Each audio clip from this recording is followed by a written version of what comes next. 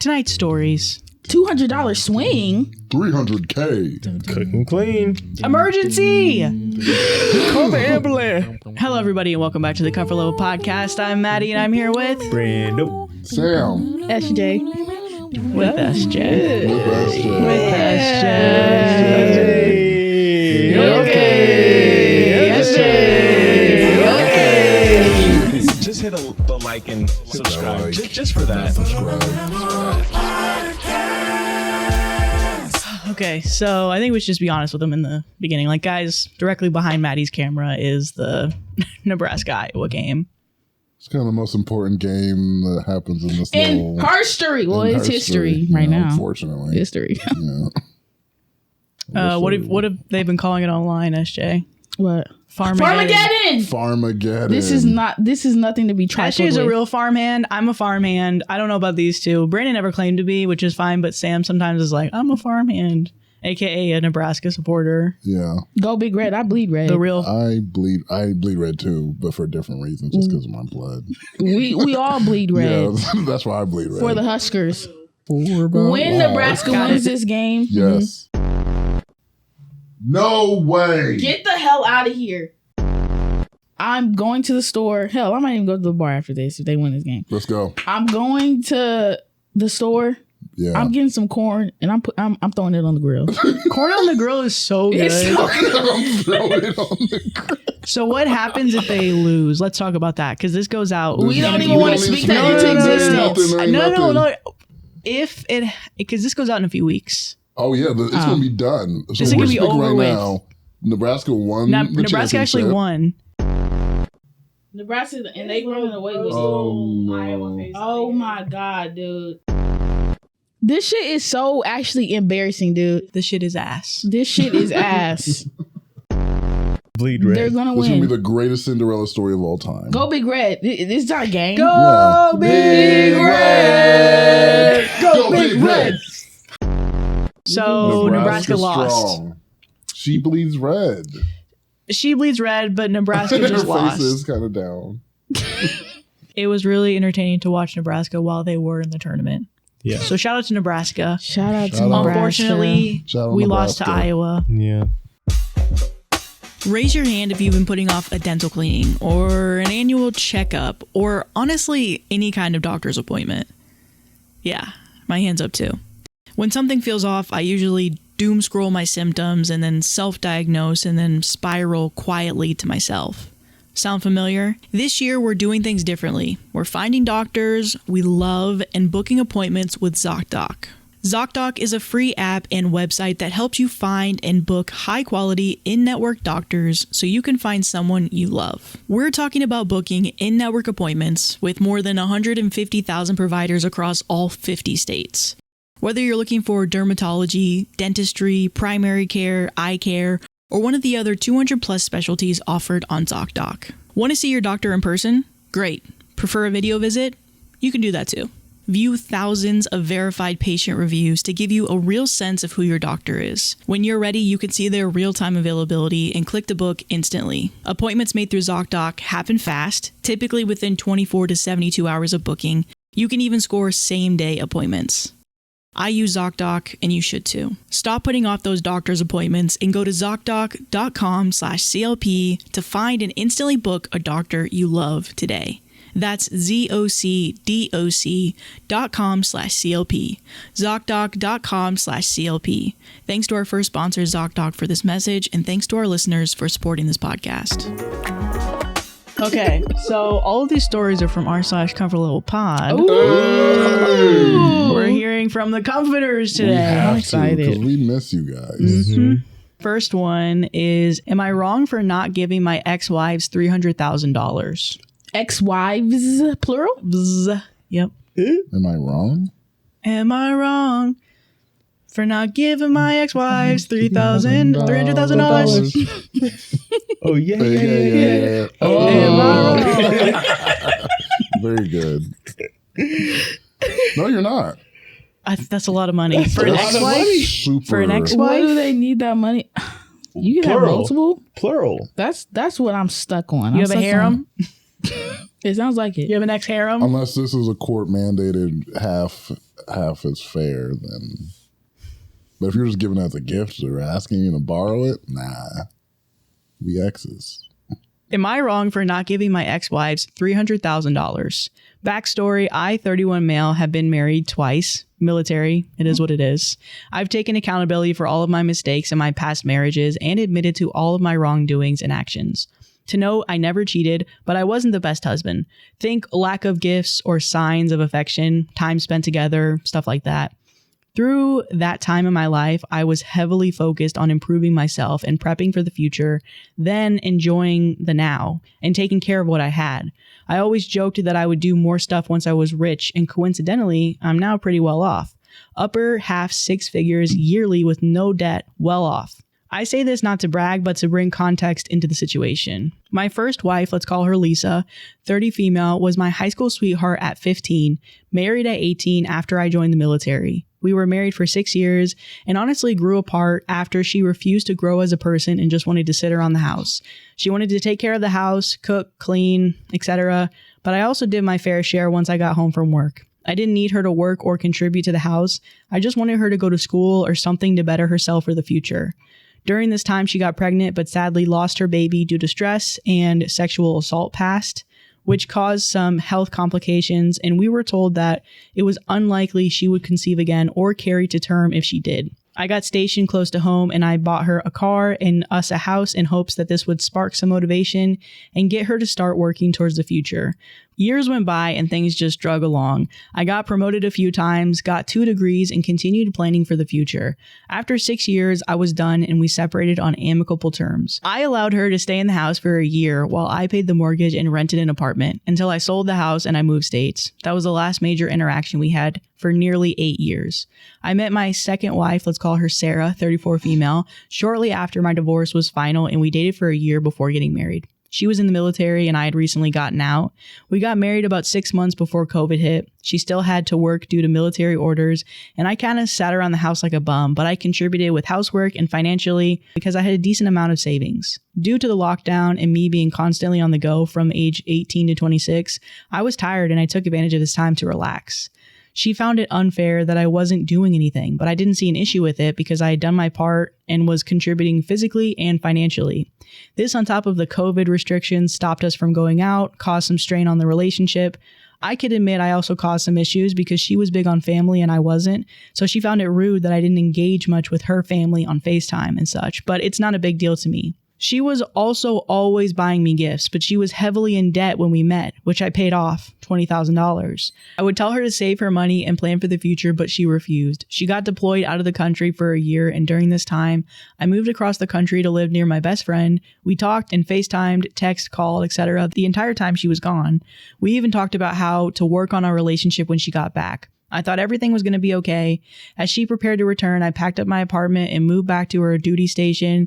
I picked her up from the airport, and when we landed and brought her to the new apartment I had set up for us, she seemed a little cold and distant, but I attributed that to the long flight and the time change. The next day, we went to a car dealer and got her a brand new car, her choice, which she was adamant to get her own and not have me contribute to or co-sign.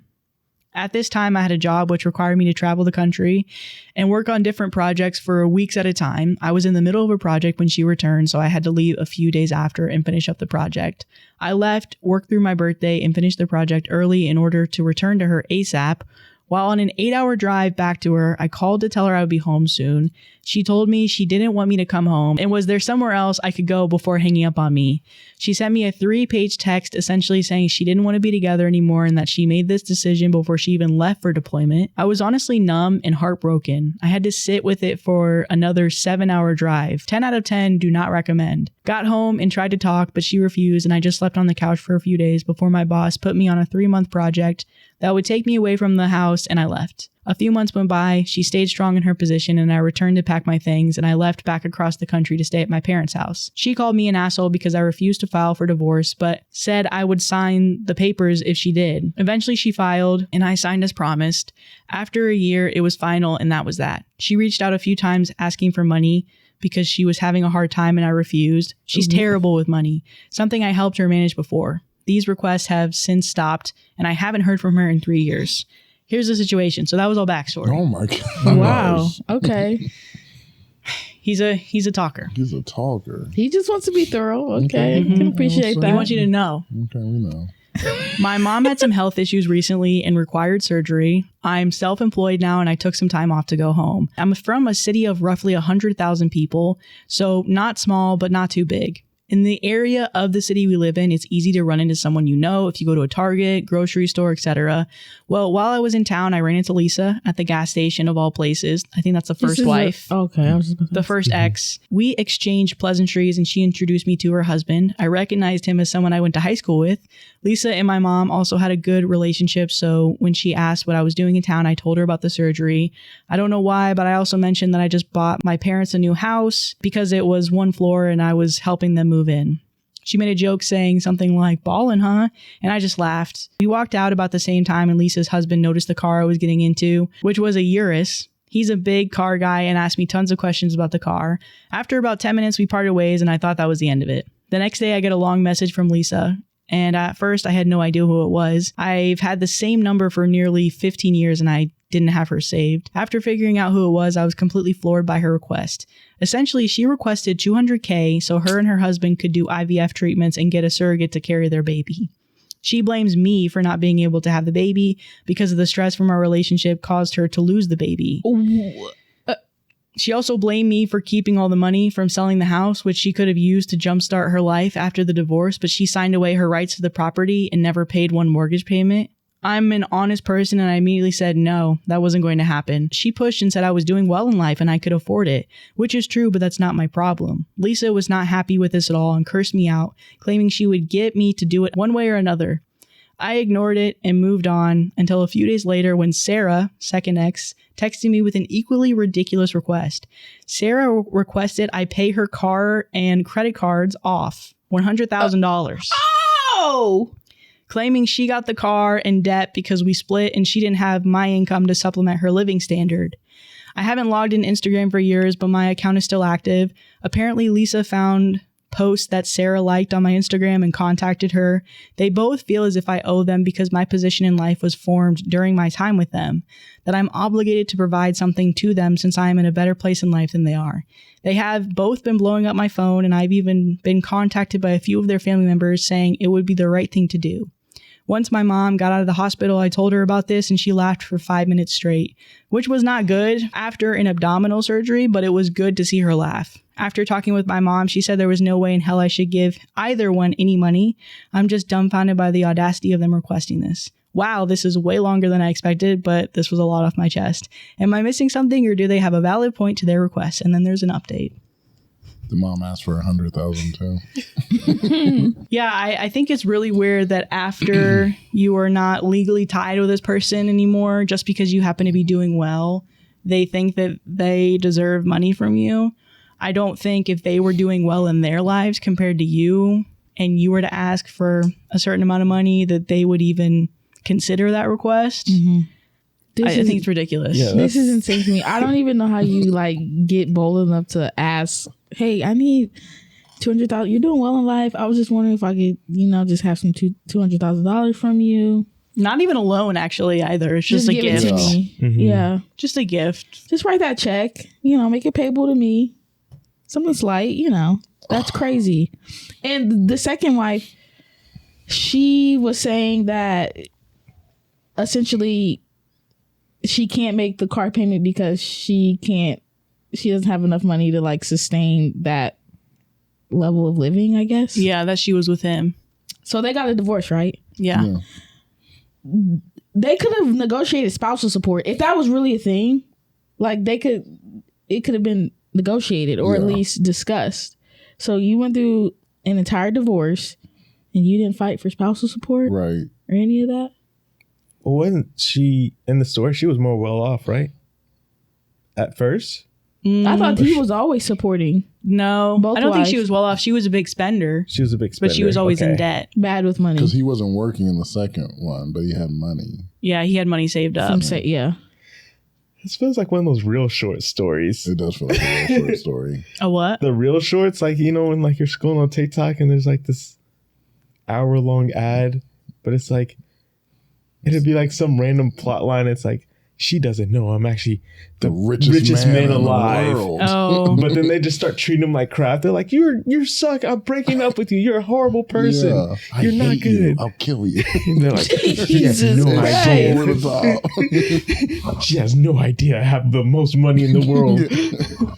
But this is crazy. Well, because I 100% agree. I don't think that he has to pay. He's not owed. He doesn't owe the exes anything. But I do think you didn't help the situation. You just like dropped that you bought your parents a house, and like I do think there was like a little thing you were trying to rub it in. I'm flexing too. Shit.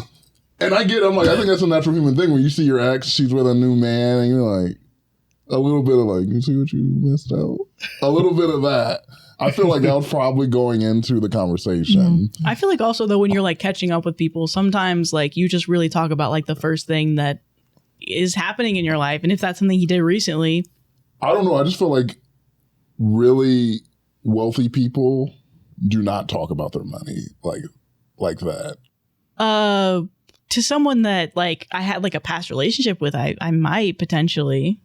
I probably wouldn't. I wouldn't too much. Like that's a big accomplishment. I don't think I would necessarily talk money, but I would definitely say, yeah, I bought my parents a house. I would say that. Okay. I would absolutely say that. You're I not wouldn't saying talk it's figures. Too flex. I'm proud of myself. Yeah. No, well, I mean, I guess I yeah. would. why if you're telling your ex any information about your life, it's to flex. Actually, no, I get that. Because like even when you're catching up with somebody that you haven't seen in a long time, it's like if you just got a degree or something, you're like, yo, I just graduated with this degree. Mm-hmm. Yeah, get your friends, but to your ex. You at some point y'all were friends. You're not your exes now. You're not friends now. True. But I knew you at some point, and I'm gonna tell you like I feel like those are like surface level things. I feel like that's surface. like that you could talk about. I mean, I'm not saying you're wrong, but I guess I'm just saying I could maybe find myself in OP's position where like people always think about doing stuff like that. I'm like, oh, I bought my grandma or my mom a house, like all this stuff. I'm like, yeah, you know her. I just bought him, I got him a house recently. Yeah. That's what I've been doing. I would say it would be different if he was like, oh yeah, I just bought this Urus. That would be different. Yeah. I think he made I wish I've never been wanting to be a fly on the wall more in the story because I want to know how the Urus was really presented. I want to know how, like, did he go like, beep? I think he just parked his car. He said, beep, beep. And they're like, is that yours? Remote Like, start. He hit the alarm. Oh, I can't find my keys. I mess him up all the time. And I'm not saying like he's bad because I think it's a natural human thing. I just think they wouldn't know about his money if it wasn't shown in a way. Well, he said that really the reason why he felt like he had money was because he got into his car. If the car is parked, what am I going to do? I just pulled up. I didn't know I was seeing you. Drive away. I didn't know I was seeing you. I just drove to the gas station and got my car. And now you got all these questions, and now you assuming I got money because I do. Look at this car. And do. How much is the Urus anyway? But I will say the fact that like both ex-wives are first of all, they seem to be like talking and then guilt tripping him, such heavy stuff that being like, you're the reason why I couldn't have my baby didn't live. What? That is insane. Well, that's why I agree with Brandon. Like, it does sound like a real short. Like, the fact that they're colluding and like working together was weird. Yeah. Between $240 to well over $300,000. Yeah, wow. I was gonna say 300. So like an expectation, just because somebody has money, there should be no expectation. Okay, listen. The hybrid starts at $262,000. The performance model is $270,000. And that's before options. That's before options. This is before options. Oh, okay. Also, is it the first wife? Yeah, that has the new husband. Yeah. Mm-hmm. I wonder if he knew that she asked for money. Oh. Yeah, I'm curious too. That would. So, all right, okay. Is the first wife and the second wife, are they talking? Yeah, they said they connected over social media. Yeah. So they probably, you think they came up with this idea together? Well, they asked right after each other. So I ran into OP. He was telling me about how he bought his parents a house and how he drove away in a Urus. Yeah. I think they're scheming together. I think they had a nice little DM. It's not a good scheme. It's not. You asked him for $200,000. I asked him for $100,000. Let's see. Well, maybe that's what she was like. I asked for two. He said no. Like I'll ask for $100. I'll ask for one. We'll split it. He'll easily do one. We'll split it. We'll give you IVF, and then, which I know IVF is expensive, but Yeah. $200K. And it's unfortunate that it's expensive trying to have a baby in like a different way. And I'm gonna look it up. Yeah, because I'm like, I always knew it was expensive, but $200K seems way I'm more gonna than be having I a baby. I can thought. tell you well, that right I now. feel like paying like just for somebody to carry your child is like close to $100,000. Oh, yes. Okay, they wanted a surrogate, right? Yeah, they Yeah. wanted a surrogate. So that plus paying the company that's, storing it and then eventually going to do the. Well, I thought IVF, you IVF can implant it yourself still. But they're going to have a surrogate. Oh, I didn't hear that. IVF $15,000 to $30,000 per cycle. Yeah, that's where the money is. And you could have more than, let's say it doesn't take the first cycle. You do however many cycles until But it also, if takes. you asking me for money, how about we see if the first cycle goes through? Well, they need the cycle plus You're paying that for surrogate. How much is a surrogate? Probably like close to $100,000. You're basically like somebody's kind of like people that are professional surrogates. I feel like There are professional surrogates? there are people that they Just get pregnant for a living. they get pregnant for a living. I want to say it's probably Oh, Lord. how much does it cost to be a Okay. surrogate? How much I want to surrogates say can like pay? 70 to 100,000 Her eyes are wide. Her eyes are because it's wide. The basically like total cost for a surrogacy journey in the United States typically ranges from $100,000 to over $200,000, Oh my god! with the average falling between $140,000 and $180,000. because it's like you're paying for like this like Okay. woman's body. Yeah. She's creating something. This includes IVF and legal fees. Okay, that's still a lot of money. 200. They said well over 200 grand. Yeah. So you imagine she gets that 200 grand. That don't even cover all of it. There's an update to this, right? There's an update. Oh, Yeah. What could the update possibly be? Okay, so thanks for all the well wishes to my mom. She's doing great. Long story short, shout I out told them moms. both to kick rocks. I was mainly just trying to see if I was completely crazy or missing something. I'm normally a petty asshole, but I have always had a soft spot for these two and blame myself for the failure of the relationships. To answer a few common questions, I never told Lisa she was worthless before or after losing the baby. I just stressed that I wanted her to plan and prepare for the future alongside me. Per our divorce agreement, I paid off Lisa's car and collective debt, which totaled around $40,000, so no alimony, and I got to keep all the proceeds from the home sale, about $10,000 after all the debt was paid. Sarah and I never had a home together, and we were debt-free at the time of separation minus the car she had just bought. As suggested, I called a lawyer friend of mine and I ran the situation by her, and she said I'm in the clear, as I did not retire from the military, so I have no petition to go after, and my current status was established after rulings were final. If they want to attempt to go after my social security in 25 years, good luck. Doubt it'll even be a thing by then. I'll probably get married again at some point, as I have now been in therapy for years and understand the importance of being a well-rounded partner in a relationship. No rush though, and I'll probably get a prenup. For all the people saying it's fake, oh well, it's Reddit and that comment is expected. Hell no, I will not pay for IVF, even under the circumstances of it's my sperm. Funny thought, but I could be on the hook for child support. Thanks for all the comments. A lot of them made me laugh. Hope everyone has a great year, and remember to save up at least $100 a month. It'll add up, trust me. And then top comment, they do not have valid reasons to expect you to give them money. They got what they were going to get with a divorce. Nothing more is owed to them. Yep. I don't think $700 a month is getting you a year. So Probably not. I feel like there was so much in that story that we didn't even like really skim the surface of it. Like each story with the wife was something to talk about, but overall, I don't think you're the asshole for saying no to $300,000. and I think you're trying to flex on us by writing the story. Let them flex. You're stinking. Because Sam, That's you. Sam, you know the money would change you. And guess what? That's a comforter. I know that. I'm happy for him. I'm happy for him. I'm completely unaware of my That's her bias now. story. I'm aware of the 4 agreements right now and how my bias is coloring how I'm receiving this story. I Sam, just the don't money care. would absolutely The change money would you. never change me. I don't believe that No, for I'll be 2 different. seconds. You need to have You'd people be to completely ground you. No, different. I'd be different. He's like, just kidding. No, I know I'd be different. If you, I feel like you But would I'll have a never smart buy house. yours. First of all, he would have a smart house. First of all, nobody would be allowed at his house. We'd be watched at all times.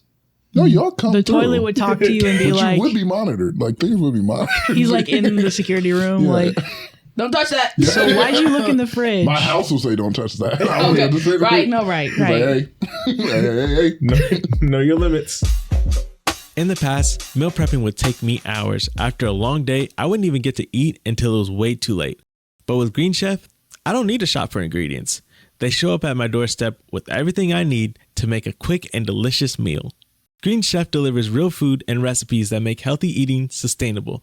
The chicken fajitas I made the other night took no time at all.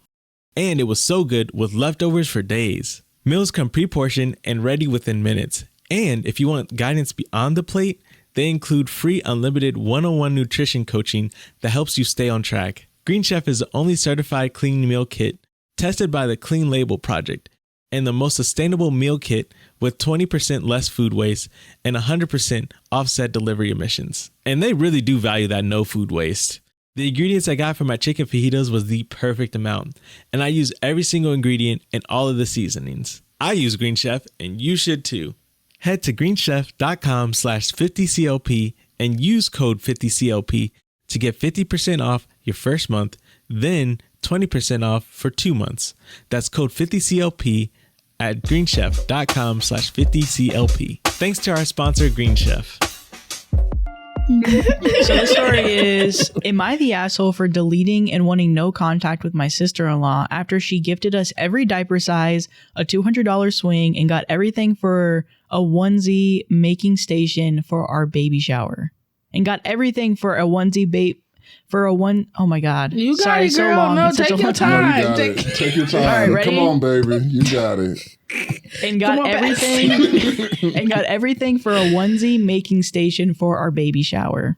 Did you guys get what I said? Yes. Oh, really? You guys heard the onesie baby I heard making that. It was a station. little choppy at the Yeah, end, but I think I didn't got quite it. understand it, but The I- boys, they might need help. So Deleting and she's- wanting no contact with sister-in-law after she bought a bunch of stuff for you and your baby. Yeah. Really, I like that.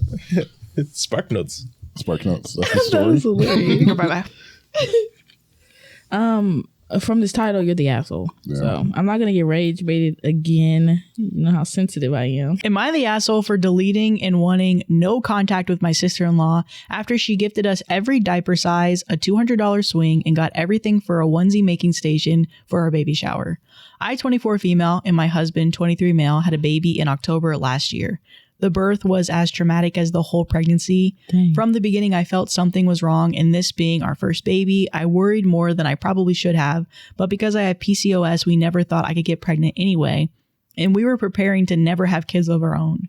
After getting the positive pregnancy test, we scheduled an appointment, and everything went fine until we were at the 20-week appointment, and our doctor told us I needed an emergency surgery if I didn't want our baby to be born premature or lose him. After crying and doctors explaining things I don't even remember till this day, I had a cerclage put in, which basically prevents my short cervix from dilating before 37 weeks and having a miscarriage. This was just the beginning. After that, I couldn't stand for even short periods of time or force my body to do anything that required lifting more than 20 pounds. Ew. I felt useless at home and at work. Later on, I was diagnosed with gestational diabetes and I had to be put on 2 different types of insulin. I had to inject some in the morning, after breakfast, lunch, and supper, and before bed, not to mention avoid sweets at all costs. Gosh. That sounds horrible. That Sounds really awful. For our baby shower, we had something small because we had bought everything we needed with the exception of some things. My sister-in-law got us 1 box of every size diapers, a big box of wipes, a Mamaroo swing around $200, and on top of that, she bought everything for a onesie making station, and her husband cooked a brisket, which they also paid for. She really went all out. We were very thankful. Because we were never able to regulate my sugars, I ended up being induced at 37 weeks. When my baby finally came and they put him on my chest, he didn't cry, and I had around 20 people in my room caring for me and him, trying to figure out what was going on. When they finally got him to cry, I was able to take him with me to my recovery room and hold him for the first time. It was the most beautiful moment of my life.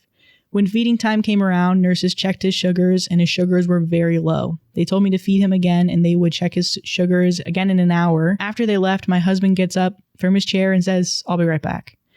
As I sat there taking everything in, he comes back in, and right behind him is my sister-in-law. I had no words. I had given birth almost 2 hours ago and was in no condition or mood for visitors, something me and my husband had talked about. I even had my parents, who flew all the way in from Puerto Rico, stay in a hotel until we were home from the hospital and ready for visitors. She walked right past me and sat on a chair staring at our newborn. She had driven 2 hours and didn't notify us at all. From the pressure, I said she could hold him, but inside I was impatient. She even took pictures of him, something I didn't agree with. The nurses came back in and checked his sugars. Unfortunately, his sugars were up, so they took him to the NICU right after that. I didn't even get to hold my son again before they took him. The nurse gave him to me for 1 minute so I could say goodbye. I was heartbroken, and this complete stranger had held my son more than I had. She left, and me and my husband had my very awaited conversation. He said he was sorry and that she never told him she was coming. She just decided it was okay to show up unannounced and would be okay. When I was finally able to go to the NICU, I had a doctor greet me and explain what was going on. My son had a traumatic birth. His shoulder had gotten stuck. He was very bruised, and he was put in an incubator because he wasn't able to hold his temp. No one really knew what was going on. Maybe a day had passed and my husband calls me asking me where I was. He had driven 1 hour and 30 minutes home to feed our dogs. I was at the NICU. They had done ultrasounds on him and checked his sugars every hour and done a bunch of lab work. They still didn't know what was actually going on. The doctors kept running test after test because something wasn't adding up. I was devastated. All I could do was cry and pray that God would shed some light on the situation.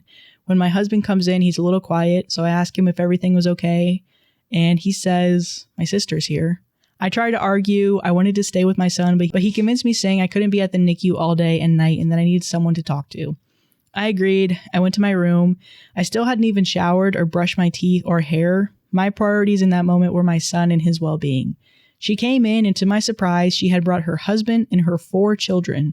I felt like we were at a zoo, but my son was the main attraction. Her husband and my husband and I talked for a little while, but she stayed quiet.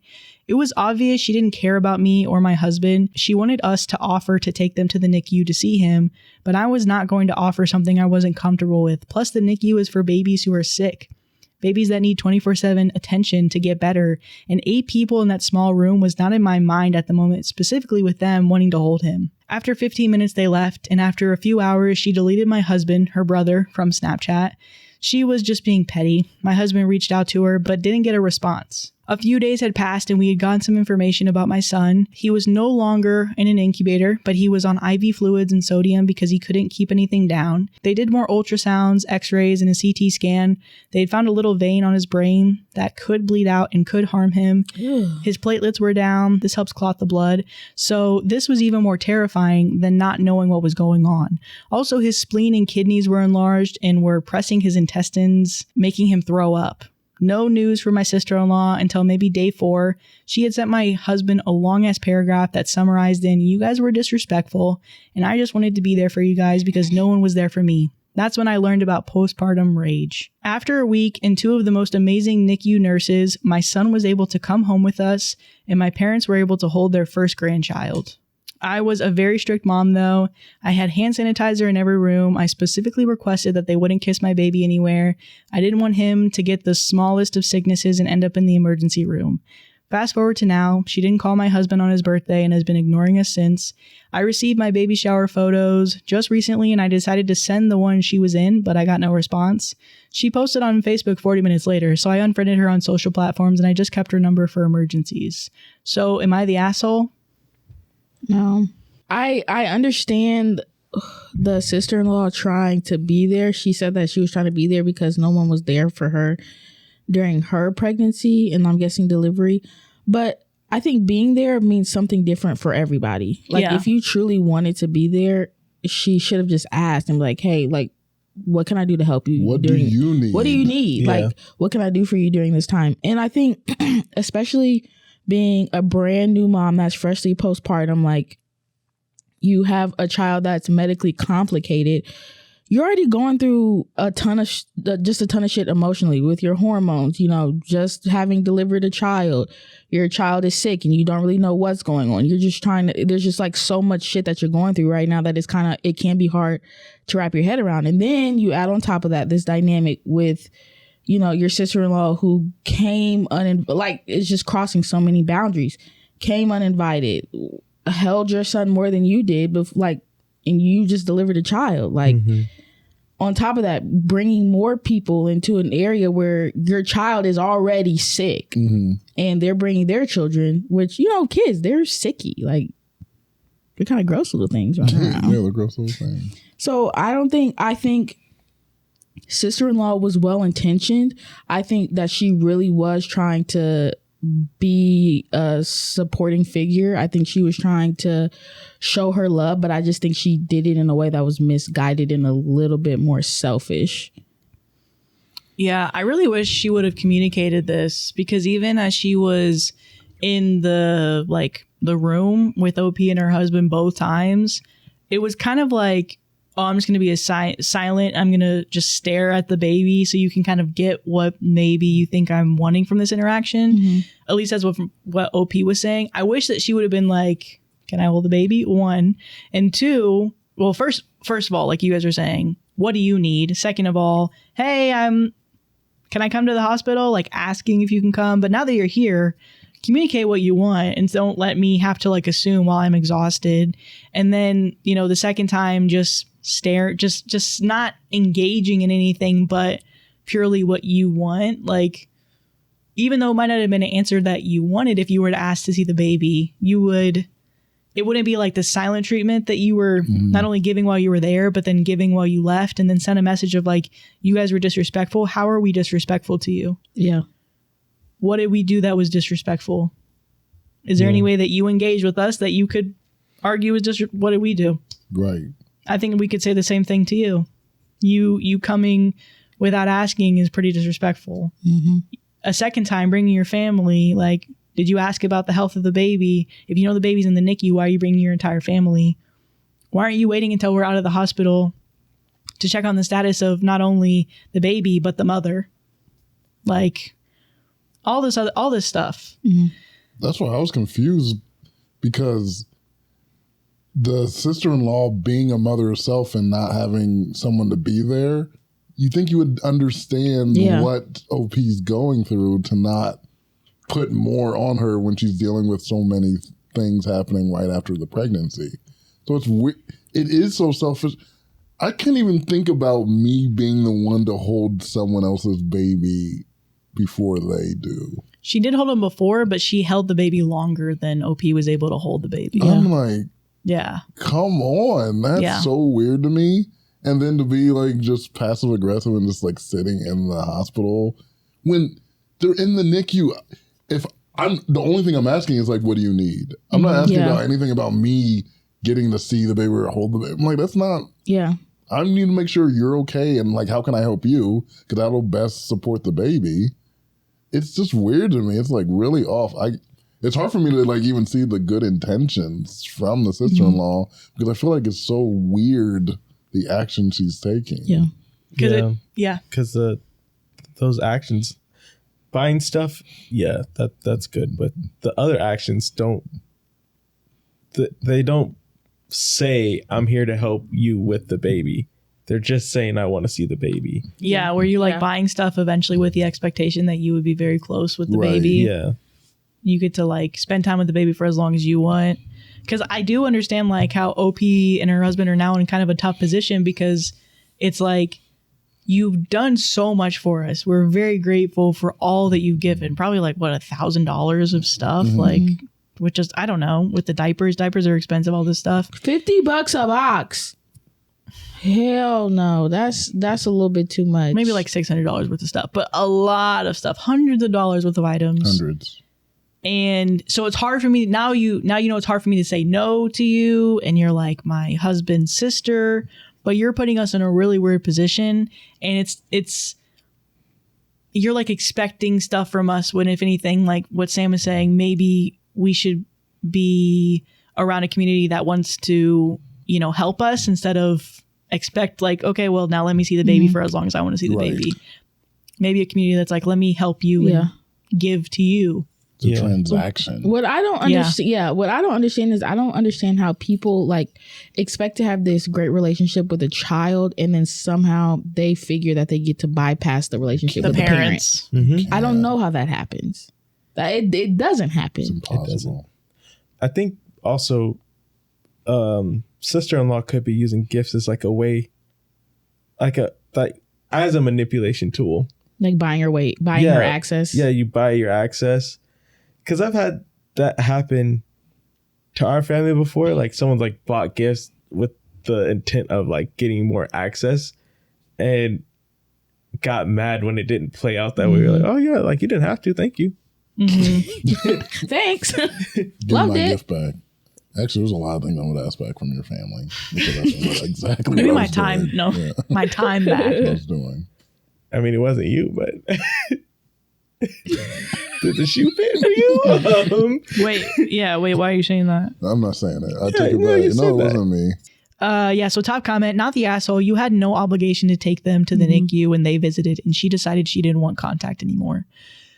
Do you guys remember what you guys were saying? Wrap this story up. Any final thoughts? Well, I don't think she's an asshole. I think for the sister-in-law, she just did entirely too much. She didn't wish her brother happy birthday. She did all this petty shit, unfriended people online. unfriended them. Like this is such a non-issue. Like you said, especially with her being a mom, you get how it is. You Too get much being- expectation. Too much No expectation. communication. Yeah. And then, Low consideration. Ooh. and then she considered it a violation. She said you're blocked. Okay. Right. Yes, I'm back. That's what I meant by that. Yeah, I'm back. She said you're actually blocked. Was SJ? Were you here when I made this shocking revelation? What revelation? The snaps. What about Were you the trying to rhyme snapping? that or? Yeah, revelation. What Oh, about snapping? He was saying that this is now this. Like clock it is the new snap. Okay. Yeah. Yeah, I get that. I can see that. She said, you know what? Yeah. Yeah. Yeah. You know what? Hell yeah. You know what? You're Yeah. right. So endearing. You know what? And now Hell that yeah. her Hell yeah, pregnancy is Brandon. over, she'll have more menstruation.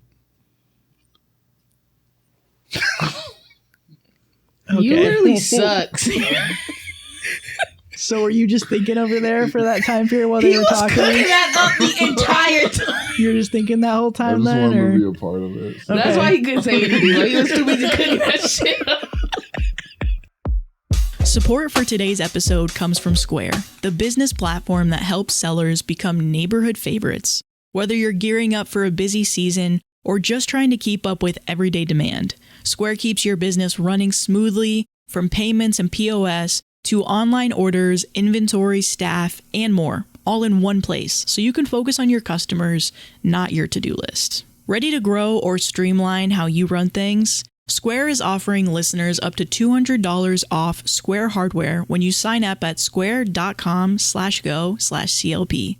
Again, SQUARE.com/go/CLP. Start with Square and build a setup that grows with your business. Square makes it easy in my personal life to quickly check out at my favorite local restaurants. And when I go to local community events, most small business owners are using Square to help them check their customers out faster and easier. Square works whether you're just starting out or growing from one location to many. You can sell online, in-store, or both, and customize your setup as your business evolves. Square helps you run your business more smoothly, bringing payments, operations, and insights together in one place, so you're ready for whatever's next. Right now, listeners can get up to $200 off Square hardware when you sign up at square.com/go/CLP. That's SQUARE.com/go/CLP. Get started with Square and build a setup that works the way you do. Thanks to our final sponsor, Square, for this message, and thanks to our listeners for supporting this podcast. Okay, so this next story is, would I be the asshole for refusing to clean the guest room when my husband invited his mom over? He's probably dirty. The husband and don't he's want to like, clean the yeah, guest room. You clean it. Yep. Well then, why'd you invite her over? I didn't invite her over. Knowing it needed to be clean and you're not cleaning it. Oh, is this like hey, I'm having a party at the house. You do Can everything. You cook and do stuff. Yeah. That's that kind of situation. Okay, so would I be the asshole for refusing to clean the guest room when my husband invited his mom over? My 27 male, husband 27 male, and I have been together for over 8 years. To say he's a workaholic is an understatement. He's currently a postdoc at a university and typically works 10 to 12 hours a day during the week and also goes in on the weekends for another 4 to 8 hours. He's been like this since we met in undergrad. I've always been proud of him, but his schedule means almost all of the housework falls on me. I work full time too, but I still do basically 100% of the chores: cleaning, laundry, yard work, car maintenance, groceries, cooking, walking the dog, etc. I've asked him in the past if he would consider working a little less since he says none of his colleagues work as many hours. Whenever I bring this up, he gets defensive and says I don't understand how hard he has to work, so I usually drop it. I've also tried asking him to help with specific chores, but honestly, it feels like it backfires. For example, if I ask him to clean the kitchen after I cook, he'll put dishes away in the wrong places, load only half the dishes in the dishwasher, wipe the counters with a wet paper towel, and leave the floor unswept. I end up having to redo it afterwards. The one chore I thought was foolproof was putting the trash on the curb. Trash day is the same day every week. I remind him multiple times, and he still only does it about half the time. I suggested putting it on his phone calendar, and he got offended. He said that he just set an alarm in the morning, but then he doesn't. The only thing that works is reminding him as he's leaving the house, but lately it feels like he's intentionally leaving when I'm in the restroom, so I can't ask. At this point, I'm starting to feel like he's working so much partly to avoid doing anything at home. His mom has even told me that growing up, he would always focus on school so that he never really helped with chores either. Now here's the current issue. His mom is coming to visit this weekend. He loves inviting people to stay with us, but he's usually gone working until they arrive, which means I'm the one who ends up cleaning the entire house beforehand because I worry about being judged. Since he invited her, I asked him earlier in the week if he could at least clean the guest room and guest bathroom, which he's the only one who uses it when we don't have guests. I also asked if he could handle the living room so my workload would be a little lighter. I asked him early in the week and reminded him every day. He kept saying he'd do it. On Friday morning, he promised he would clean it in the evening. He didn't. The next morning, he apologized and said he had to go into the office. It's spring break and no one else is there. But now I'm once again expected to clean the guest room and bathroom myself before his mom arrives. At this point, I'm seriously considering just leaving it as is and just letting him deal with the consequences. Would I be the asshole if I refuse to clean it this time? I'm honestly just tired of constantly being promised help and then never getting it. It's starting to feel like weaponized incompetence. And then there's edits and an update. It is 1000% weaponized incompetence. It totally is. This guy, he's a what, doctor? He's a Yeah. doctor. So he's absolutely capable. He's absolutely capable. He does literally everything else he wants to do professionally. No, cleaning's hard. Cleaning's hard, and he just can't. He It's can't hard do to pick it. up things and put them away. Can't clean up my own mess. I work too much. If that's really the case, you better hire somebody, dude. It's so fair, the amount of work that he's putting on OP. And what's frustrating is when OP will bring it up, even if it's not equal to what OP does, he gets frustrated and defensive with it. It's like, so can I expect you to help me at all in this partnership? Right. Or are you just going to be going to work and then have that be that? Because we're both still working, Right. whether we like to or whatever the financial situation is. But that can be so exhausting, like what OP is doing. And I honestly do think it's also weaponized incompetence too, because like his example of the trash, how much can you remind one person before they say, oh, like I forgot to do it, or like all this stuff. And the same with cleaning the room before you go to work. So I've talked to you about it every single day this week. And then the morning you go into work, when you actually don't have to go in, you say, sorry, forgot, like I have to go in. No, you don't. Yeah. Yeah. Don't piss me off before your mom comes in town and then we have an issue, Right. because I'm going to complain to her about you and we're going to talk about you, because this is really frustrating. I feel like this is like one of the like killers in a relationship, Yeah, is for over sure. time, like doing work and then feeling like you're crazy for being like, can you help me? And they're like, sorry, I just work so much. Like the amount of work that OP is saying his husband is doing, it does seem like it's like way too much. Yeah. And you can be dedicated to stuff, but you also need to have like work-life balance. You need to understand that there's a lot of stuff that's getting done for husband because of OP. Yeah. Like OP makes his husband's life way better. And as of right now, we can't fully say, like, it just seems like he's carrying so much in the relationship, and it's just not fair to him. Well, I mean, even though that the husband, he's doing things professionally and like getting things done in that area, his home life is still his responsibility as well. I don't think just because you're like, oh yeah, I'm working all these hours, like I'm doing all this, etc., that you can just do and contribute absolutely nothing at home, but do everything that you want to do professionally. I don't think that's fair.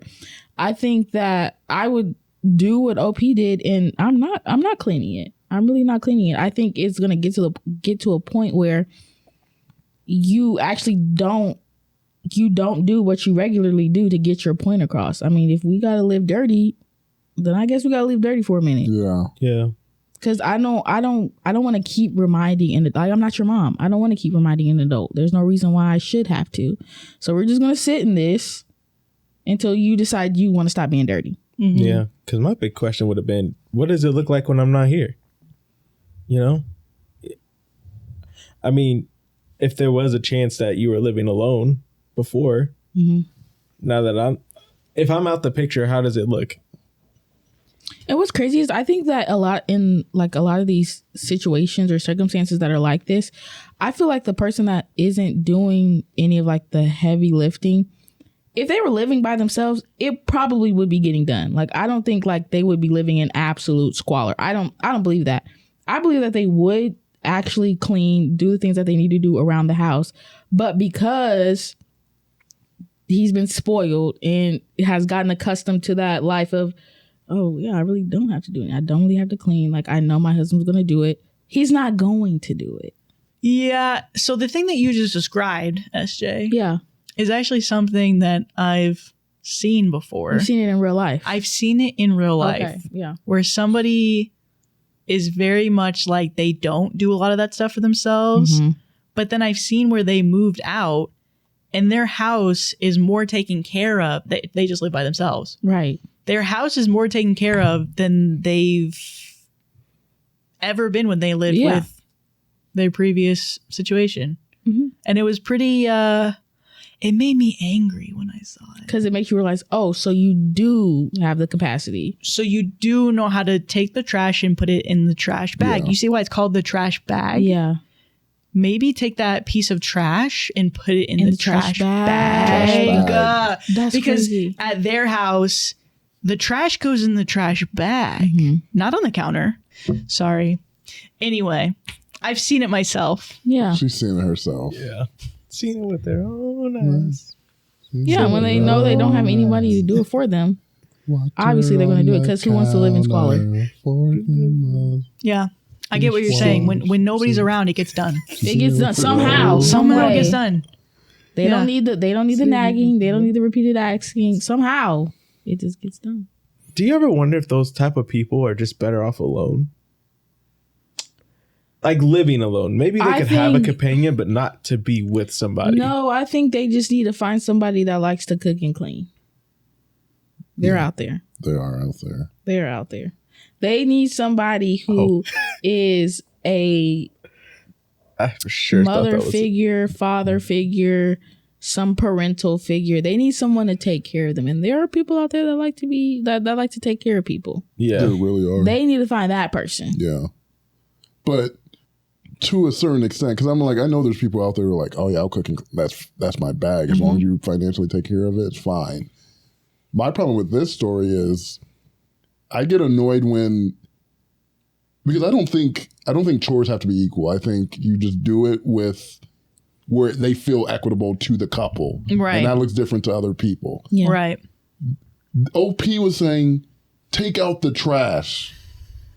Bare bones. Put it on the curb. So I'm like, I'm pissed at him because I gave you one thing that happens once a week that takes Still ain't get done. 5 minutes tops. And you can't even do that. That is disrespect to me. Because this is different than, I don't Mowing know. the grass. Yeah, it's just weird to me. I'm like, this one thing you can't do. You work so much that you can't do this 5-minute thing. That people all over the world do this. And then he makes a big fuss about it. And he makes a big deal out of it every time. I'm like, as OP, I think this is why it really ruins relationships. Because it's not only the energy that's being put into all the work. It's like, do you have respect for me that you don't even see what I'm doing? Yeah. And you don't want to alleviate because you love me and you care for me. Yeah. When you want to alleviate that for your partner. Because I do think people naturally don't want to do things. Like if someone's saying I'm going to do all this stuff, I'm not going to naturally like. Yeah, let's do things. But for my partner, I'm like, hey, I don't want you to be sad. I don't want you to be depressed. I don't want you to be overworked and tired. If it's someone I love, I would naturally be inclined to help. Yeah. So it's weird to me when you don't see that. I think that's what really ruins relationships. You're like, you don't care about me. Mm-hmm. And work is not that. Who cares? Oh my gosh. So get at it. I wouldn't clean it. Because that's the only way you can talk sense to these I wouldn't clean it either. Yeah, no. Hell no. And I would tell his mom. Yeah. Tell his mom. Your son is filthy. He knew your ass was coming over here, and you know what he didn't do? Clean this room. Yeah. And he said he would, You see it need to be clean, don't he? And But it doesn't help that he was enabled as a kid. Yeah. He did this. He did homework to get out of stuff. I'm busy. There's no way my mom would have been like, she cared about school. We need to get them grades, but you need to clean that room too. Mm-hmm. She cared about school, but wake me up if I didn't You do better those mow that dishes. No, lawn. for real. We was doing stuff. The wake up is so real. Oh, God. I decided not to clean the room in the restroom in order to focus on the rest of the house. When his mom arrived, I apologized about the mess when I took her to the guest room and I let her know my husband was supposed to clean it. She didn't really mind and was understanding of the situation. She raised him, after all. To clear some things up, we're both guys. Easy to miss that part. He definitely is not cheating or anything like that. We share locations and he's always at the office. Plus, his colleagues always mention how much time he spends working, so I'm confident it's nothing like that. I feel kind of bad about ragging on him in the replies because I really do love him, but I just needed to let out my frustration about the housework. I threw out the weaponized incompetence thing, but it could just be regular old incompetence when it comes to things outside of his field. No. Taking out the trash Don't is not give in him a anyone's pass home. for that Yes. So many He's not a times. sanitation engineer. You don't have to be a sanitation engineer to take out the trash. This That's guy's a simple doctor. chores. He knows you're asking him to do these things and he's doing it bad so that you don't ask him to do them exactly. anymore. That's exactly what he's doing. Are you kidding me? That's why you don't ask him to clean the kitchen after you cook anymore because he did it wrong. Because you have to Cleaning go doesn't after him have and do to it be in again. what are you talking about? In your field? Yeah. Cleaning is just a standard. That's a standard. That's a human standard. It's Things are just a messy. You standard. make it look neat. Anyone can do that. You make a mess, clean you it remove up. things away. So You dirty you eat this off that bathroom, plate? clean it up. You eat off that plate? Clean it up. Put some Clean it soap and up. water. Just Yeah. scrub. You saying sorry for this man? Before I stab. No, he being a sorry man is what he being. Hell no. Hell no. His love language is words of affirmations while mine is acts of service, so he gets incredibly sad when I tell him how to properly do things rather than appreciating his effort. Hell yeah, keep telling him he doing dog shit. Keep telling him he doing dog shit. If he wants the words of I affirmation. appreciate it when it's good. Yeah. I'll say that. You want to get Compliment those, you wanna get those sandwich. words exactly. I love you. You're bad at this. You could be better. I'm hoping for another compliment when I find one. Yeah. I'll find the bun somewhere else in the day. Dying. Bunflation. Yeah, you can Bunflation. affirm his ass Sorry, once that bathroom is bunflation. clean. Yeah. How about that? Exactly. I'll give you all the praise you want then, nigga. I've stopped trying to correct his methods because he goes back to doing things his way, low effort, or completing half of the task every time, and it just always leads to the both of us being upset. On some level, he knows how bad he is at housework, so he just focuses on things he's really good at. That being said, I think you guys had a great idea with getting outside help. I'm going to split up the chores more equitably and have him pay for a maid and landscaping for his portion. Yes. Hopefully this will lead to having more time together. I think that I guess that'd be a great. good idea. That's great. Is if he's not willing to do it, hire it out. You work enough. Yeah. Hire it out. Yeah. I guess. I feel like I think that is so fair. For the shit I don't want to do, you bet your, hey, how much? How does it much? cost? Yeah. How much does it cost? Because I will pay somebody to do something I don't want to do. Are you kidding me? I agree with that. I'm getting to the age where if it's a little bit too much of an You're inconvenience. getting to the age, SJ, you are 26 I years said old. what the hell I said. Okay, I'm looking to outsource. I do get like, do the things that you love to do, pay for the things you don't like. Right. But At the end you of can't be saying get into the age yet. I'm getting to the, like I said, I'm She said I'm getting gonna say it to again. the age. I'm Miss getting this close to Young, having someone mow my lawn. I'm not made to live an uncomfortable life. And that's perfectly fine. I will You do like to be outsource. pampered, and I admire that about you. Yeah, I will pamper myself. You inspire me in a lot of ways, and that's one of them. So, hey, Oh my God, go on, girl. Use it. Give it another year. Top comment, not the asshole. If he's inviting a guest to stay in your shared home, he should be helping to host them. It sounds intentional because it is. Either there is something going on at work that he's hiding from you, or he's using work to avoid household tasks. Right. And then somebody else said, his entire life exists because of the way your servitude allows him to do this. If you were in an equitable partnership, you too could devote the time to your career to ensure you will have the best life imaginable. So he's using your energy and resources selfishly to only benefit him. Right. What would happen if you weren't propping up his life? I'm going to tell you unequivocally that he's not your friend. This isn't what love looks like or feels like. He's a parasite that will drain you dry. And yes, my husband was a professor, so I know this life intimately. He offers you nothing but an autoimmune disorder as you work yourself into a burnout. Hope you leave not just the bathroom or the guest room, but what you think is a life with him. What would happen if you were diagnosed with a serious illness and needed his care? He would dump you as soon as you no longer benefited him. Yeah. Cooking, man. Yeah. I was like, the paying for the services is a band-aid to what's actually needed to be done, which is a real conversation, or like really deep diving on what does help look like for you and where does your help stop? Because like if you get sick, is he going to stay, or is that too much work? Is he going to dive himself more into work when you're sick? Right. Yeah. Ooh. And especially because I also think, at the end of the day, OP sounds like he obviously still wants to be he wants a solution. He doesn't want a divorce. Yeah. And so I do think the paying for OP's husband's side of the chores is a good idea. Plus, it also makes him healthier so that hopefully none of this stuff happens, Yeah. But maybe it definitely could be I definitely think it's worth a conversation and maybe counseling to be like, can you just say this to a third party just so you can hear what you sound like when you say these things? Right. And, maybe that'll help, because I don't think it's fair for every time you bring up an issue for him to get frustrated that you don't appreciate his efforts. Well, your efforts aren't good. Where are his efforts being put towards? Is nothing in the household? Because now you're saying I can't even criticize you without you being upset. And that's not fair to you, OP. What is love? Baby, don't hurt me. Don't hurt me no more. Am I the asshole for wanting my girlfriend to cook and clean? All right. We are flying dangerously close into the sun right now. Does anyone clean on our show? Does anyone watch and clean? Yeah.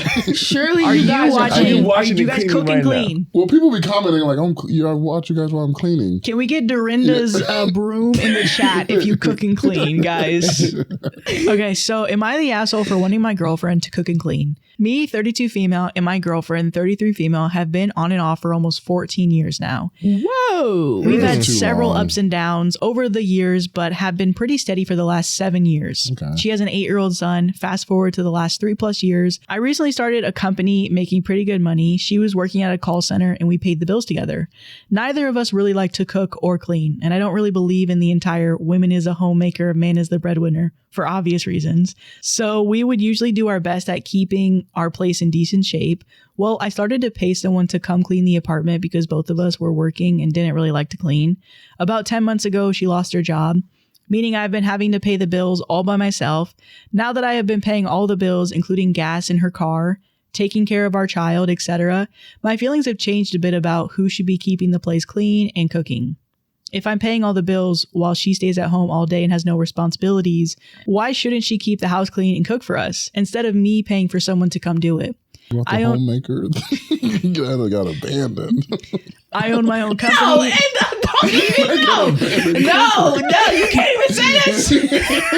I own my own company and I'm able to work from home. She thinks that since I'm actually home all day and don't work an actual job where I would leave every day, that we both should still have the responsibility for cleaning. She thinks that because I'm making more money now, doesn't matter that she's working. She got her taxes back and didn't offer any of it to me or pay any bills. I have to ask her to at least clean the kitchen before the cleaner comes. I'm getting a little overwhelmed with this situation. She hasn't tried to get another job. I feel like she thinks because I have money, she doesn't need one.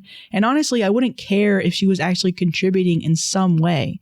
It's hard for me to communicate how I feel. I've tried a few times, but I feel like she just ignores it. I feel like at this point, we're more like roommates and I just have additional expenses. Does she have a point that because I also stay at home all day that we both should keep the house cleaned, or am I right? I can't help but think about how much money I could be saving if I was just by myself. Don't get me wrong, we get along great, but at this point it's more like a friendship. I'm footing the bill for everything and getting literally nothing in return. What should I do? What should she do, Sam? What should she do? You know what she should do. That's a great question. You have a great answer, I'm sure. I think in any of these situations, if you feel like the treatment is unequal and it's something that you can't sustain, you need to have a conversation and say we need to figure out something different, something that's more equitable to our situation now. So I think she went the right route. It just made me laugh that I think the situation you're talking about, like, oh, the man is the money and the person is like when the woman's not working and the man's working. And you're like, I don't believe in that. But then the situation happens where she's working and she's not working, and she's like, you know what, now there is something to like you pulling more of the cleaning and the cooking kind of weight, which I think is fair. And I don't subscribe to the, oh, you work from home so you have to clean. That's still a job.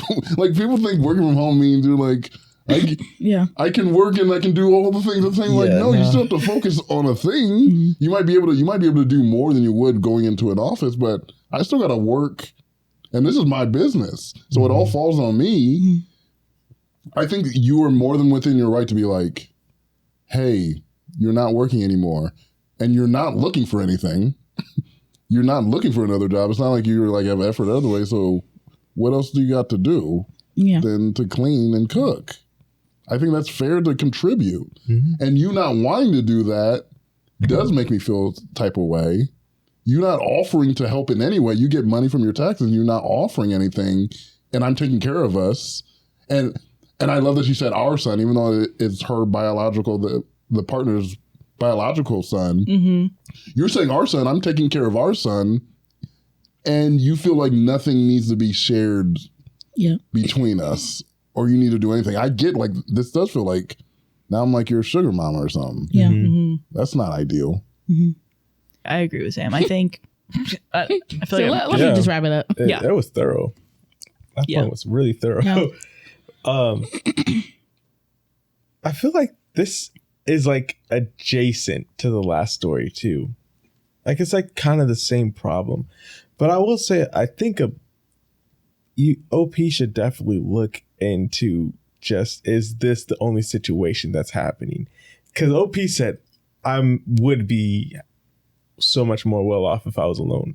Thoughts like those, like, to be able to articulate that out loud, it's like, okay, is the financial piece the only thing you're worried about? Because if you're thinking that way already, your mind's kind of starting to get made up towards that. Well, to what you were saying about how you think it's similar to the last story, looking at this comment again, she said, it's hard for me to communicate how I feel. I've tried a few times, but I feel like she just ignores it. Yeah. So it's like, that is frustrating in a relationship where it's like, I've told you multiple times, like, can you help more around the house, all this stuff? You're ignoring me? Yeah. Like, am I talking to nobody? Yeah. Yeah. The other story that he was like more so weaponizing it. This, she's just straight up ignoring her. Or like acting like you didn't, like, oh, did you ask me that? Like, I didn't hear you. Yeah. I think from like how you said where OP had originally said, you know, it might just be better, or like if I was just alone. I think it's less from her coming from the perspective of, you know, we should break up or like we should go our separate ways, and more of the perspective of, we came from a place where there was some type of equity. We were both contributing to the major picture of our household. But now that you've lost your job or you don't have your job, that's fine. How else, in what other way are you going to contribute to the bigger picture? Yeah. Because since I'm doing it now, we came from a place where we were sharing responsibility. Now I'm in a position where I literally do have to do everything by myself. Right. So it is similar to me just being alone. Yeah. And I think that's kind of It's where worse. she's. I'm carrying. Yeah, I'm carrying you. Like, again, if you lost your job, and first, I think it should have been a conversation that her partner should have had with her, being like, you know, I lost my job. I'm just like, how are we if I don't find another job? I think that should have been a conversation. Yeah. Because I think that's a big transition from having, you know, splitting bills to having someone that has to pay for everything by themselves. So I think that should have been a conversation where, as opposed to her just like not looking for another job. I can't fathom that. Like I feel like that's crazy. So I think right now, And then keeping the taxes. yeah. So you're not looking for another job. The money that does come in, you know, you're not interested in using that to help the collective, help the bigger picture. You really are just taking that money and using it for yourself. And you know, like I would be frustrated. I Are would we be in a frustrated by that. relationship? Yeah. Are we together? I think the reason I was bringing that up is because, like, even hearing you articulate the whole situation again, it's not this that's the big problem. It's not just one big problem. Where a lot of stories is one big problem. This is a lot of multiple like fires that are like slowly starting to grow. It's not just that OP's not getting the help she needs from the partner. It's also the fact that she's ignoring her. It's also the fact that she's not even using the money to contribute to anything for her. A lot of those can start to get seeds of, or grow seeds of resentment. So I'm like, I mean, if you're thinking, and then plus on top of that, like the history of it all, of them being on and off for 13 years, it's like, ooh, this is a lot. I really do, like, I agree with what you guys are saying of communication, because I really do wonder if like OP's partner kind of wants to be taken care of, and maybe OP has always thought of it as like a partnership, because maybe that's why, you know, she's like, well, I don't need to go back to work, and like I don't need to give you my tax money that I got, even though you're paying for all the bills. And so maybe there's like a communication or like a miscommunication or like something missing of what do you see our relationship as? Yeah. And what do I see it as? Because this is a lot for me to go from nothing to now I'm taking care of everything. And if I Let fall, me know what then I said that caused you to think this was a normal situation. It's very much giving dependent. and it is a longer relationship too. And I feel like a lot of times people can become maybe more comfortable, Complacent. and complacent. Yeah. Complacent, so good. That's a good word. Where you're like with a partner and you're like, I don't want to leave you. And then they take that for granted and they're like, okay, well, I'm going to slowly start doing things. And maybe you don't necessarily agree with, but it's like, well, we're in a long-term Yeah. relationship. Yeah. And it's like, okay, well, I'm not necessarily happy with where we're at right now, but you are like the person I decided to have my life with. Yeah. So Let's figure you're out how kind of we can make twisting this my arm work. here a little bit. Dang. And I'm scared. I'm really scared here. I was going to say too, but it's like with that complacency, doesn't it come with a what's the word I'm looking for? A bit more comfortability to bring it up. If you've been in a relationship for 13, 14 Now years. we're ready to talk about some shit. 7 straight. Yeah.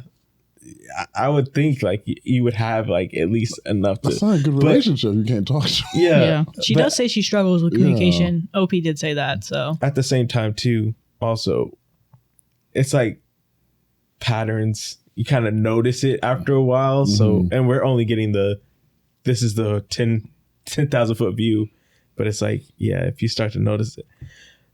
But then also the partner too. I just don't know how you would not live with yourself, but like how do you sleep at night knowing that? If you're with a partner that's committed and you could see like either they're struggling or they're asking for help constantly, wouldn't a little tinge of you want to like, okay, let me find out like what is happening? I feel like some people rationalize like, oh yeah, she works all the time. Of course, like she has the money. I feel like rationalizing is one big part of it. Maybe some people just don't have like the self-awareness is what I'm finding. A lot of people don't have self-awareness. But they don't need self-awareness if they're telling them. Yeah. That's true. If you're asking me constantly true. the same question over and over again, there has to be one point where you're like, why do you keep asking this? That's true. And you get to the deeper part, the deeper root. yeah. So top comment, not the asshole, but also why did it take 10 months for this convo to get serious? This should have been addressed like month 1. Now it's all built up and messy. And OP responded, I mean, I brought it up at the beginning. I've told her several times that if she isn't going to get a job, she needed to keep the house clean and start actually cooking. It's almost like every time I bring up something that matters to me, she either ignores me or says I'm trying to start an argument. It doesn't help that I'm very shy and I don't like confrontation. So it's hard for me to actually sit down and have a conversation. I usually have to bring it up in a text message or make subtle comments about it. And I feel like she's taking advantage of the fact that it's hard for you to communicate things. Definitely getting taken advantage of. Especially being like shy too. I feel bad for OP. Yeah. Okay, final story. Am I the asshole for wanting to annul my marriage after my husband left me alone during a seizure emergency? Okay. Gosh. I feel like we've had a story like this before. You Really? were seizing and he was gone? That's like that cancer story. The testicular cancer guy. Oh yeah. Yeah. Unless he was seizing and he left her. He's like, I gotta go. He's like, sorry, I'm seizing. And he drives away. Am I the asshole for wanting to annul my marriage after my husband left me alone during a seizure emergency? I, mid-20s female, have been with my husband, late 20s male, for about 6 years on and off. We dated when we were younger, lost touch while I was in school, then reconnected while I was in nursing school. He was incredibly supportive during that time, emotionally, mentally, everything. We started dating again, and after I graduated, he proposed.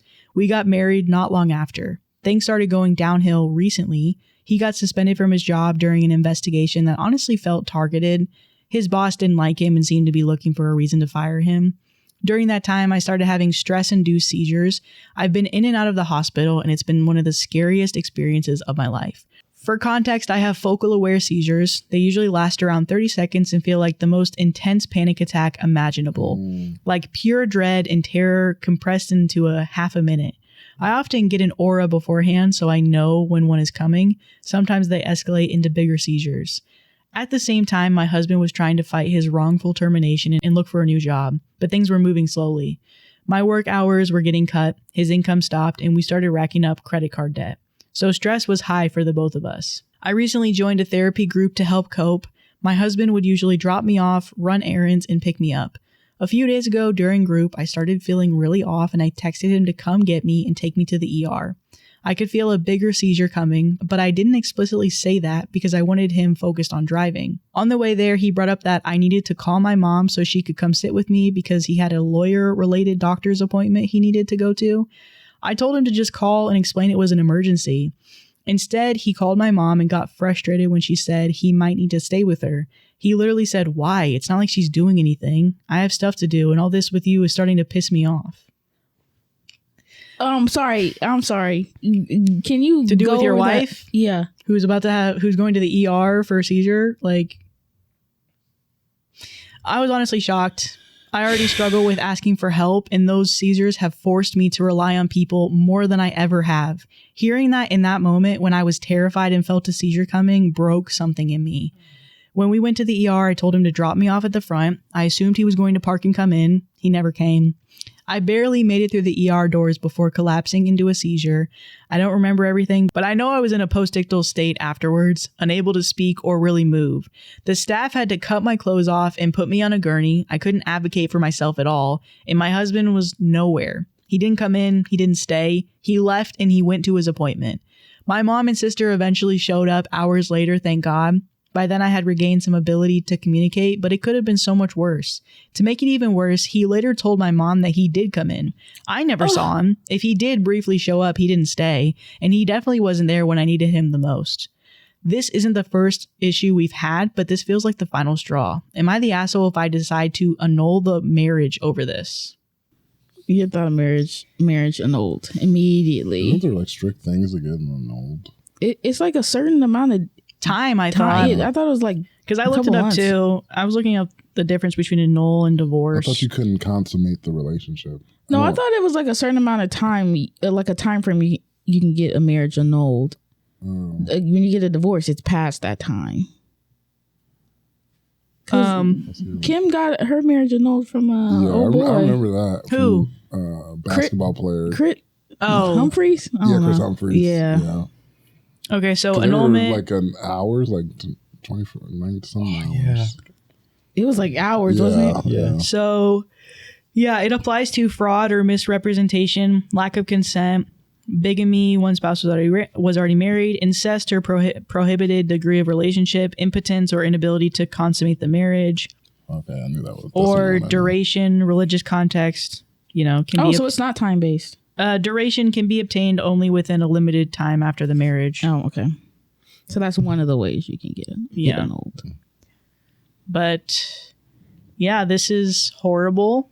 For you to be in such a moment and him to make you feel like you are such like a nuisance and just what's the word? It's not nuisance, but a burden to him. Yeah.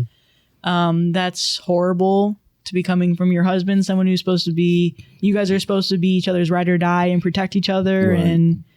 And he rode you to the place, but he said, I don't know if you'll die. Yeah. They're not saying the sickness and health vows. That's what top this comment is like said. the second week in a row. Yeah. Yeah. And just know, OP, for the husband that wouldn't even make sure that you made it into the hospital safe, there's a better one out there that will hold your hand as they carry you into the operating room. Yeah. They'll get you to the waiting room and leave. And then there's a better one after that who will be there the entire time and be your support and never call your mom. For most of it. Never call your mom to be like, can you come like take care of her? There's one that's going to do the operation. Yeah. One's going to be the doctor and fix you. It's just a really horrible situation to be in, especially since OP said that she's just the type that doesn't really ask for help. Yeah. Like being someone also that I will rather struggle in the pits of hell before I ask for help. Like, and I ask for help and then you're either standoffish, you don't like, oh, that's horrible. To ask for help, have maybe insecurity of feeling like a burden, and then to have your closest person confirm that, you are a burden to me. I'm done. I'm literally done. I'm never asking for anything ever again. Ever. Literally, probably never. Never. And actually, let me get divorced from you. Get it annulled, actually. And I don't need your help for the divorce. I don't. I can do that on my own. I can write your signature for you. I literally don't need anything from you. Well, this is something I had to learn for myself in relationships where I always had a thing. I love helping people. Mm-hmm. And my personality might not seem like it, but I genuinely do. Wow, really, Sam? But wow, that kind of hurt. So he's like, I put myself out there, and this is an example of what just happened. Right? I'll never be vulnerable again. But even though I like helping people, I also have like I don't want to do anything. I'm lazy. I don't want to do anything. But if my friend, anyone asked me to help, I would make a joke like, oh my God, again. But I will do it. But learning with people who don't like to ask for help, my little joke like, oh my gosh, is crushing. It's That's crushing. the answer. That kills them. It's crushing. And they're like, oh. And I realized I was putting out this persona of like, don't ask Sam for help. Mm-hmm. I'm like, that's not what I want. No, that was a joke. Yeah, I'm like, it was a joke. That's not what I want to do. But I'm like, that's what my actions are giving. Mm-hmm. And if that's you hearing that from me, that's how you're perceiving. I'm like, that's real to you. And so it's like my fault for allowing that to be a thing.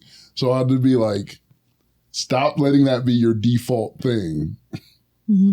And I still struggle because I'm going to be Sam. But I do work better to be like, hey, I'm here. I'm going to help. Yeah. And I want to be there. And I think OP, because to me, it's like the situation where we were talking about the cheating, where cheating can sometimes be overcome, but when a baby comes out of it, an STD comes out of it, it's different. Mm-hmm. I'm like, maybe theoretically something can be overcome in the situation. He was angry. He's going through a stressful time. Right. But as soon as she had a major health complication, I'm like, you'll never separate that now. Like, it's like you left me in the time I needed you the most. It's different now. Mm-hmm. And I'm like, it sucks. It ended up worse and you got to get out of that. Yeah, because now I'm thinking about it too. Like, you can't even do anything mildly threatening because you're like, is he really going to be there for me? Right. Is he really going to protect me? Like, if we walk in the streets of New York, I would be terrified. I don't think this dude, like, if I'm with him, I do not believe that you're going to protect me. If my partner tells me that they're in the hospital and I could be going through the worst thing. Those hot fries keep looking at me. Ooh, I don't know what I was saying. I wouldn't trust them. I would protecting. You're not protecting me. I feel like, the husband is going through a hard time, like losing your job, and you feel like it's targeted. That's a tough thing to go through. But I feel like with anything, there are just some situations that override everything else. Yeah. Like there are just some things like My Yeah. partner is in the hospital. Of course, I'm going to drop I don't give a damn about what's going on. I don't care where I was going. Right. I don't care what I had to do. Literally, all that shit is out of my mind. Why? Because there are things called a hierarchy of like priority. Yes. To what you're saying and to what Sam was saying earlier about working, right? You're stressed out about work. Even if you guys are obviously in a really tough time in your life, probably like really high credit card debt, you are living off of credit cards. There is still like a point where you need to have a certain level of respect to your partner where you're not just going off on them because you're having like a stressful day. Yeah. And even if you were to apologize to it, I do think the damage is done. I think she's done, which I think is fair because it sounds like this health complication that she's been going through for, the past period of time, it just seems like it's such a big burden to him. But even if it wasn't that, and he was trying to be a support for her, but he was just stressed out, he really needs to regulate his own emotions so that he doesn't freak out on her. Yeah. Because the fact that he's taking her to the ER and then he gets so upset about not being able to make this thing that he is so outwardly like, honestly, the words are like vicious about being, my wife is such a freaking nuisance. She's having another seizure and she wants me to be there for her. Like, what? Something that she literally cannot control. Right. This is like insane shit. Yeah. Well, that's why I still try to hold space for my partner in times of stress where I'm like, they can do things they're not proud of. But yes, seeing her, you're taking her to the ER, knowing this is a serious situation, you do have to regulate your emotions. You're going to be like, hey, this is not the time I need to push some stuff down. Sometimes you got to push some stuff down. Yeah. In times of crisis. Just for a little bit? Yeah, I got to push this down because she needs me. I have never been in this type of situation. Well, we're talking about like regulating emotions. Ooh, I had a situation like at my job, emotions are running high. Everything that could go wrong was going wrong. My ass is on the line, like just like a whole bunch of shit. I hadn't had a break that day, so I'm just overworked. I'm tired. I found 2 seconds just to go into my office and sit down and just like kind of regroup. That time, I just was taking 2 seconds to myself. Another one of my people come back, hey, I need something. I messed up. I literally snapped. I'm like, dude, I step away for 2 fucking seconds and y'all just can't keep it together. I literally pay y'all to keep it together and y'all can't keep it together. What? I just went off. Went ballistic. Why? I was overworked. I'm stressed. All of the things. Yeah.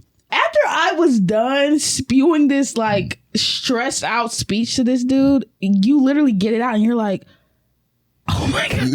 You snap back into reality. And I had to be like, dude, I am actually really sorry. I am so sorry because again, let me just say, it's not an excuse. I'm stressed. I'm really tired. You're wrong right now. You are wrong, but I was also wrong in the way that Not you saying you're wrong in the apology. You are absolutely wrong. You kind of made me this way, but I am sorry about my behavior. It's your fault I yelled at you, but I'm sorry for doing it. I'm sorry for the way I went about that because I should have yelled at you a little bit nicer. I didn't yell at you. I need to say all the stuff I said about your family. I'm actually okay. I'm glad I yelled at you. I just wish I said different words.